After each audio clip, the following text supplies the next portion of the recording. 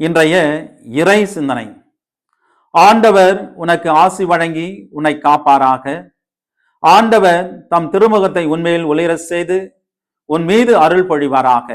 எண்ணிக்கை நூல் 6ஆம் அதிகாரம் இறை வார்த்தைகள் 24 25. அன்பர்களே, இன்றைய இறை வார்த்தை நமக்கு ஒரு ஆழமான உறுதியை தருகின்றது. நாம் தனியாக இல்லை.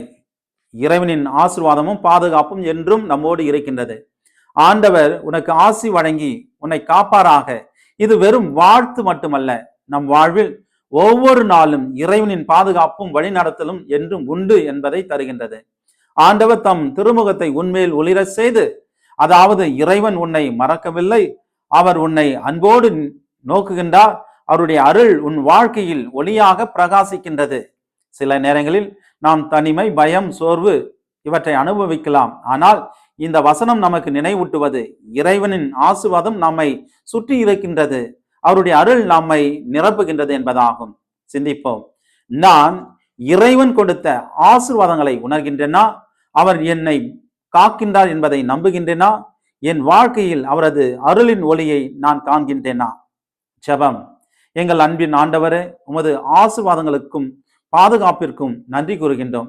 உமது முகத்தின் ஒளி எங்கள் வாழ்வில் எப்பொழுதும் பிரகாசிக்கட்டும்.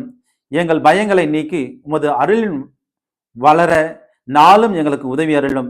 நாங்களும் பிறருக்கு ஒளியாக, பாதுகாப்பாக இருக்க அருள் புரிய எங்கள் ஆண்டவர் இயேசு கிறிஸ்துவின் இனிய நாமத்தில் உம்மை பார்த்து ஜெபிக்கின்றோம். ஜெபம் கேளும் எங்கள் நல்ல பிதாவே, ஆமேன். எல்லா வல்ல அன்பிறைவன், தந்தை, மகன், தூய ஆவியார் உங்களை ஆசீர்வதிப்பாராக.